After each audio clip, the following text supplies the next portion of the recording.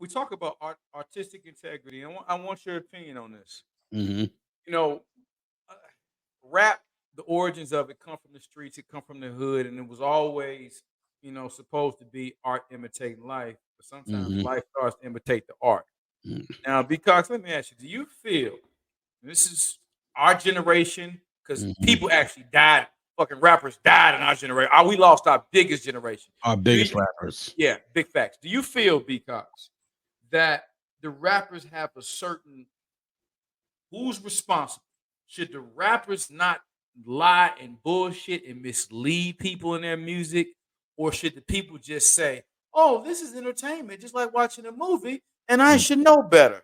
What's your take on that? Where is the fine balance of, hey, jump ass, he's Yeah, rapping.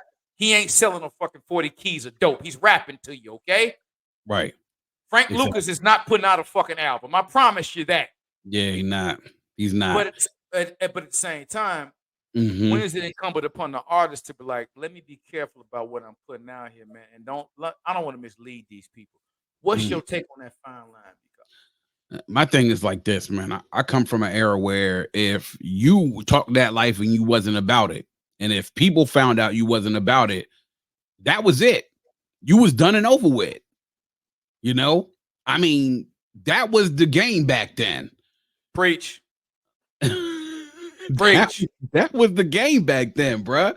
If you tried to be about that life And you wasn't. and you wasn't, you remember Boss? Remember the rapper Boss, female rapper Boss? Hell yeah, I remember Boss. And remember that it came out that she talked all this shit on these records, and then found out all of a sudden she was from a middle class neighborhood. Boss wasn't nobody boss. Exactly. Like one of the best freestylers of our generation and of any generation, Supernatural, right? Dude could freestyle off the top of his head for nothing. When he battled against Craig G in the park in New York, and Craig G came out and told the dude that you talking all this shit, but you some nigga from Indiana, that was it. I mean, it doesn't take away from his talent, but you lose your credibility when you start talking that shit and you ain't about it. I mean, there has been tales in during our time when I was coming up, and some of the stuff I'm reading about it now that I had no idea it happened. The fact that there's rappers that, people would say stuff on record subliminally and say things and get confronted about it in public, and then get the shit slapped out of them, or get punched, or get beat up, or get robbed. And then all of a sudden, like, it sort of stays underneath the surface, but people in the industry know it all happens. So then at that point, people are kind of looking at you a little funny because, dude, shit just happened. What the fuck you gonna do about it? You talking all this shit on records? Are you actually about that life or no? Now, a lot of these rappers, though, from the circumstances they came with, they was made in the dirt and they got it in the dirt and they was able to show it, right? And some of them didn't even necessarily have to do anything because they kept goons on deck to handle the business for them, right? Okay. Everybody know you can't let the golden goose die. And that was the big thing back in those days. You had to keep a squad around you. But nowadays,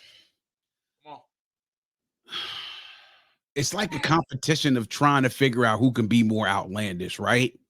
And I always like to say, man, in our generation, we did things and it was dangerous enough just trying to do life. Like, I think about the stuff that we used to do back in the day that you can't do anymore. One, because it's against the law, or two, because it's not socially acceptable or not recommended. I mean, just doing things in a regular for us was dangerous, right? Nowadays, they go out and seek danger unnecessarily. And that could be by doing things and doing stupid stuff for clout, or it could be popping off in your mouth and saying things for clout that might get you into trouble. So now what we have is a lot of folks out here who are doing music or in the industry who are hot right now. A lot of them aren't necessarily living what the hell they're talking about, but because it's entertainment, that's what the people want, they're going to give it to them. Now, here's the difference now between now and back then. Okay. You can lie your music and people won't care because it makes the majority now who are listening to popular music. I'm talking about the popular stations. They won't care as long as it makes them turn up, right? You could be a snitch, which was very frowned upon back then. Hell yeah, it was. And nowadays, guess what? You can still make music and be viable, right? Back then, if the word got out that you was a snitch amongst that community in hip hop, wasn't nobody touching you because nobody wanted to be around or labeled as being friends with a snitch, right? Right. You can nowadays make the block hot, right? Talk about all types of things you're not supposed to talk about on, let alone not even talk about on camera, right? There's some things we used to be in a group with each other. You can't even talk in a group with each other back in the day if we around friends. Don't bring that up, right? But nowadays they on the camera, talking into their phones, talking into these webcams, talking into whatever, and saying anything. As if like, bro, y'all not worried about y'all not discreet, y'all not worried about discretion. Like you don't think you should think twice before you fucking say that, like But and so that's the difference now is that it is the artist's responsibility, but then you know who it is? It's the listeners and the consumers' responsibilities to call bullshit out for what it is, right? You don't want to be a fan of somebody who is not their authentic self. And me and Damo talked about this a couple of times on our podcast. It was like you would have guys out there, and even back in our day, would talk about what they would know that in women. They have so many women, they do this, knock women down. Whole time, they either home and either married and got a family or got a baby mom that they went steadily and they making it work and they got a couple of kids, and they ain't necessarily knocking them down every night. Now you look at those rappers and they got a full blown family. Some of them got grandkids, Man, you like, wait, what the fuck? How long he been married? He been married 15 years. 15 years. Yep. Yeah. They will blow niggas' mind. They found out how long Ice Cube and Kim actually been married, and they've been married for a long time. Long time, bro. Yeah.